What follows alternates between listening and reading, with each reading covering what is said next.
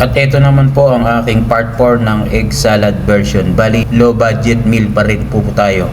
Bali, ang gamit naman po natin ngayon ay malunggay. Siyempre, pag kahimay ko niyan ay hinugasan na po natin. After nga hugasan natin ay nilagay ko na po sa may boiling water. May kitsure na kulong-kulo yung tubig para saglit lang po i-blanch yan. Mga 1 minute okay na po yan para hindi po siya ma-overcook.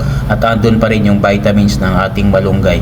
After niya, nag-iwa na rin po tayo ng pipino at saka po kamatis. Bali, inalis ko po yung buto ng kamatis at naglagay na rin po tayong isang pirasong maliit na sibuyas na pa-dice cube po ang hiwa, at lalagay na natin ang ating 2 pirasong betlog mga bossing, at lalagyan po natin ng salt and pepper, kalahating lemon, at kung wala naman pong lemon eh pwede po ang kalamansi dyan or lime.